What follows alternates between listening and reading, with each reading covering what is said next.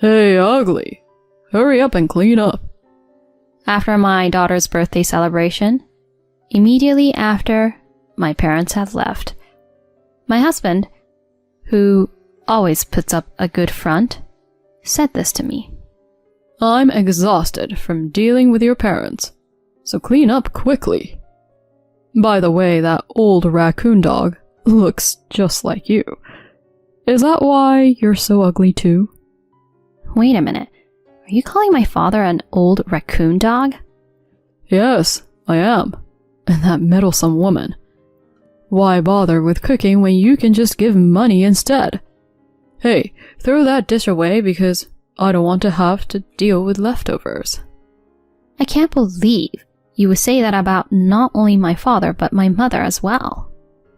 I can't throw away my mom's cooking. I'll eat it. You don't have to. I told him in a tearful voice, and my husband just chuckled. You still want to eat? That's why you're getting fat. It's embarrassing to have a fat and ugly wife. Lose some weight. I reached my limit at this moment.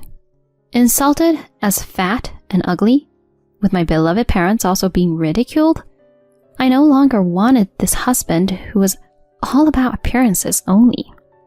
At that moment, I made up my mind. I was determined to show this superficial husband a thing or two. Little did I know at that time that an unexpected opportunity would come my way 6 months later. My name is Rebecca, and I'm 32 years old. I'm a working mother, raising our 3-year-old daughter. My husband's name is Roy. We met at a so-called speed dating event. I'm a bit shy, introverted, and a bit on the plump side. Because of my personality, I lack self-confidence. So even at the speed dating event I attended upon a friend's invitation, I couldn't bring myself to approach anyone. It was Roy, who later became my husband, who approached me as I stood nervously in a corner of the event venue. He was a businessman, working for a large corporation.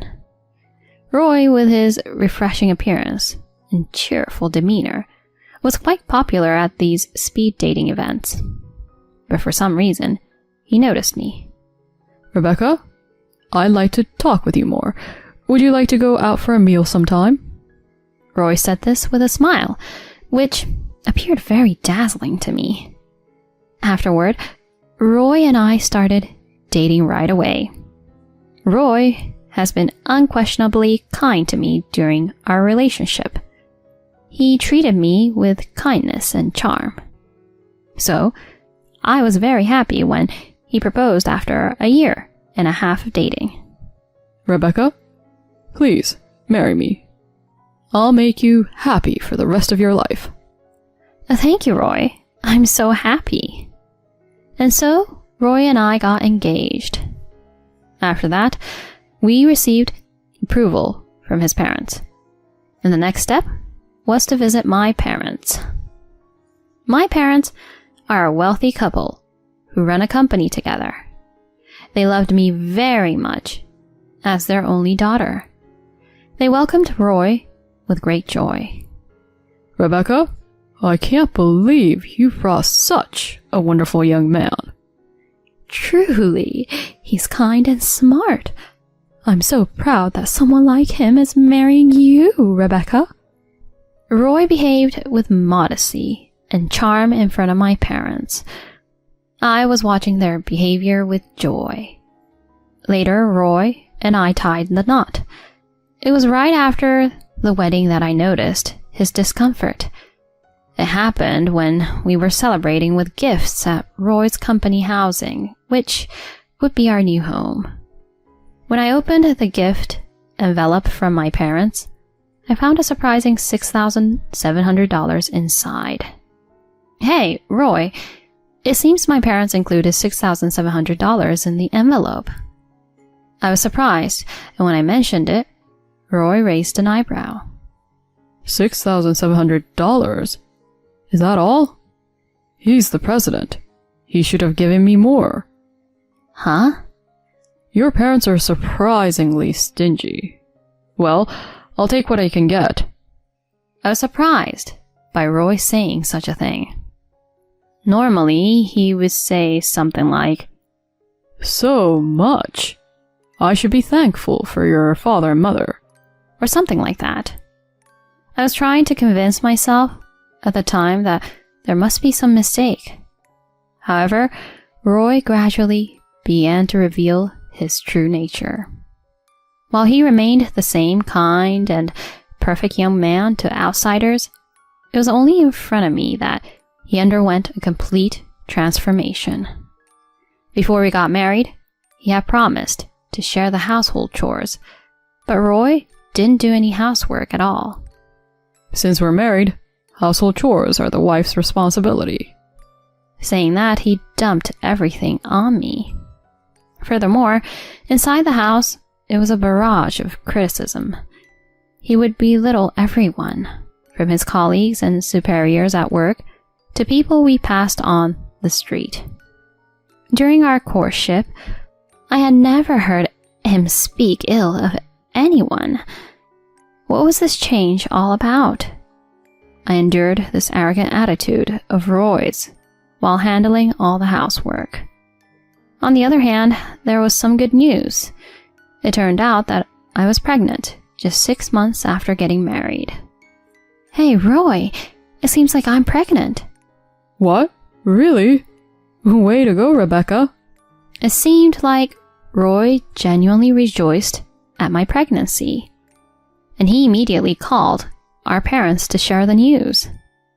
Watching him in that moment, I thought maybe Roy will return to being the kind husband he used to be. Surely it would be like that. However, that hope was soon shattered. Roy was cold even to me when I started experiencing morning sickness. "Are you sleeping again? Even if you're pregnant, you're slacking off on household chores too much, aren't you?" Roy said this to me as I lay on the bed, feeling sick.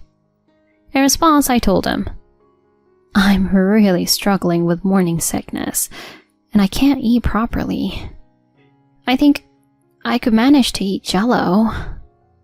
I thought he might buy some Jell-O for me, so I said it with that tiny bit of hope.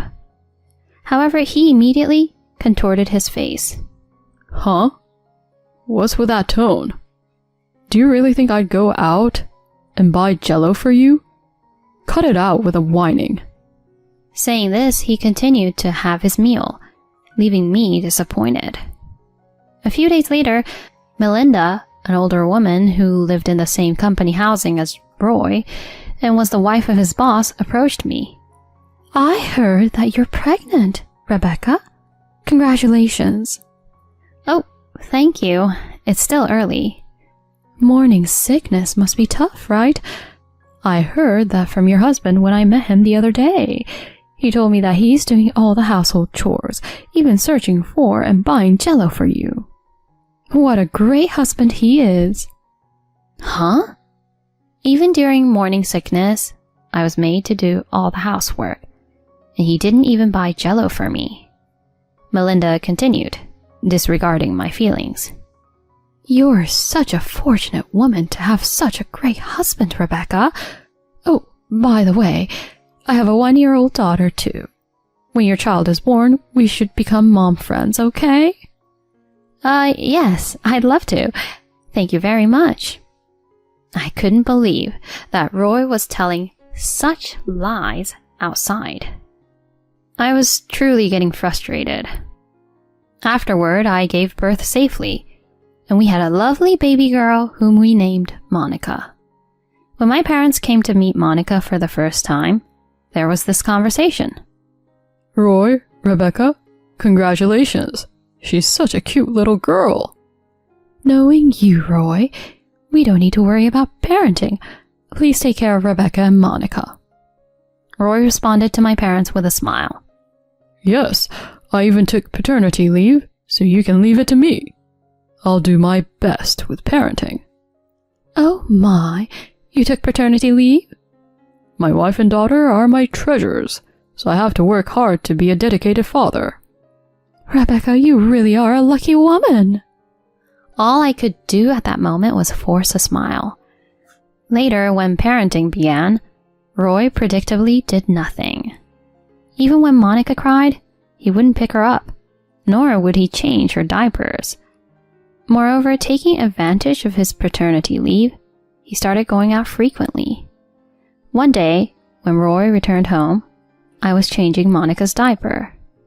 Hey, I'm back. Welcome back. Where did you go today? What? Surfing. There were great waves today. While I spent the entire day taking care of Monica and doing housework, he had gone surfing. As I quietly continued my tasks, Roy seemed irritated and said, Hey, the master of the house is back, so how about serving a beer or something? Can't you see what I'm doing? I'm in the middle of changing the diaper now.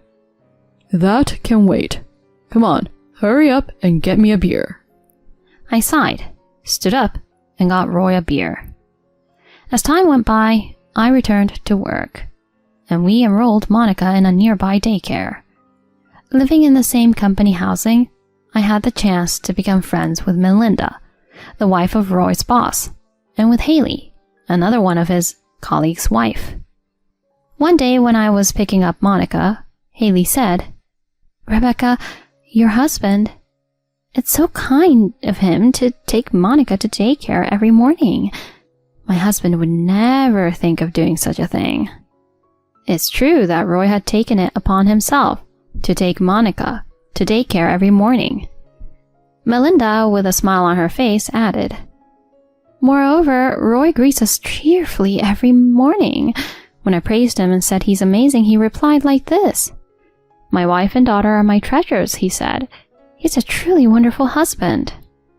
Perhaps my husband is trying to create the impression of being an involved father by taking on the responsibility of dropping off our child at this daycare, which is frequented by many residents of our company housing. If that's the case, it's too calculating. However, I couldn't say much thanks to them, so I had to force a smile. On Monica's second birthday, my parents came to celebrate with us. On that day, Roy's outward appearance was perfect, and we had a pleasant time together. My parents left, but after watching their car drive away, Roy said this to me. Hey, you, ugly, hurry up and clean up. Huh? Although I had experienced his arrogant attitude before, he had never called me ugly. I'm exhausted from dealing with your parents. Hurry up and clean. By the way, that old raccoon dog looks just like you. Is that why you're so ugly too? Hold on. When you say that old raccoon dog, are you talking about my father? Yeah, but it's true, isn't it? And that meddling hag. Why bother with cooking when you can just give money instead? Hey, get rid of that food. I don't want leftovers. To insult not only my father, but also my mother like this? I can't throw away my mother's cooking. I'll eat it so you don't have to. With a teary voice, I declared this, and Roy sneered. Still planning to eat, huh? That's why you're getting fat.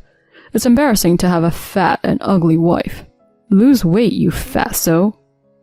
Insulted as fat and ugly, with my beloved parents also being ridiculed, I no longer wanted this husband who was all about appearances only.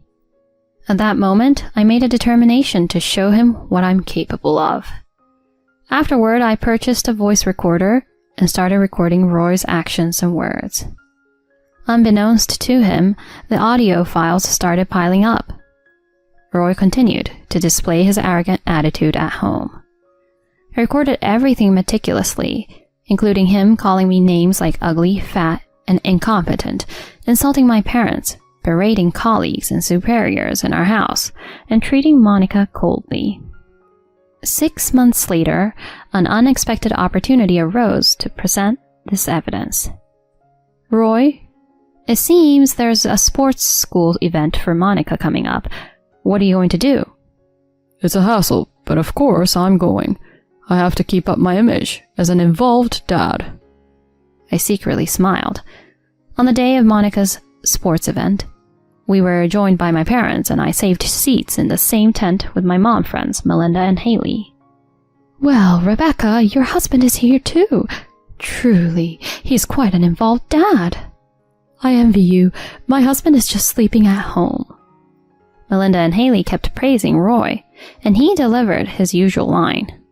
Well, my wife and daughter are my treasures. At that moment, I decided it was time to drop a bombshell. This guy might be saying these things now, but he's terrible at home, you know. He calls me ugly and fat, and he doesn't show any affection for Monica either. Really? Is that so? Hey, what are you talking about? My mom's friends and my parents were surprised, and Roy was clearly flustered. Hey, come on, don't make up such baseless things. What's gotten into you, Rebecca? At that moment, I pressed the play button on the voice recorder at the perfect timing, and Roy's insults echoed throughout the tent. Hey, ugly, where's my beer? Maybe our daughter's clumsy because she takes after you. Your parents are really clueless. They're so annoying. As the tent fell silent, my mom friends and parents were wide-eyed. That's when Monica innocently said, "Daddy calls Mommy ugly, right? And he often tells me to go away because I'm bothering him. Daddy has never played with me." Monica's words sent a shiver through the tent. Roy tried to grab my voice recorder in a panic, but this time I played another audio file. I got approached by that Melinda woman at the daycare again. I think she likes other men. Well, her husband is a bad boss. He can't do his job, and on top of that, he's bald. With him, it's no wonder if she's looking at someone else's husband. Your mom friend Haley, her husband started the same year as me. He's a slow learner, and everyone makes fun of him. He'll never get promoted with that kind of incompetence. Plus, his wife is ugly. It's really quite pitiful. Both of my mom friends were left with their mouths wide open. While it might be expected to hear your own shortcomings and your spouse's criticized, hearing it so explicitly was another matter. Hey, stop it! With a voice that was almost a scream, Roy raised his voice to stop me. At that point, I pushed it further by playing another audio file. Hey, ugly, do you know why I married you? Huh? It's because your family has money. I thought I could get some cash with that old raccoon man as the president, but the financial support was less than I expected. We're already married and independent. Is that terrible cook of a mother of yours cutting off the funds? Both of your parents are so stingy. That's all you can get, so you better squeeze more money out of them. After playing that far, Roy finally took the voice recorder from me. However, it was too late by then. The two mom friends were glaring at Roy, whispering to each other in hushed voices. My parents were looking at Roy with reddened faces, and that's when my father spoke up. Roy, what's the meaning of this? Well, it's not what you think. It's a fabrication by Rebecca. There's no doubt it was your voice, and Monica also testified. I never thought you were that kind of guy. I've been completely deceived. Dad. That's when my mother took mine and Monica's hands. Starting today, Rebecca and Monica will be coming home with us. Huh? Rebecca, come on, say something. Are you planning to leave me? At that moment, I said firmly, "I'm sick and tired of a man like you. All appearance and no substance. We're getting a divorce. Get ready to pay alimony and child support. You hear me?" And so, leaving behind my bewildered husband, we all walked away.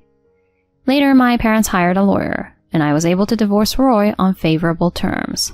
He paid me $14,000 in emotional distress damages, and I received a significant portion of the property division. We also agreed on $540 per month in child support. My mom friends told their own husbands about his true nature. Roy got the cold shoulder at work. He was eventually relegated to a back office department by Melinda's husband, who was his boss. Now he says he's being ostracized by his peers. However, he has to pay child support for Monica.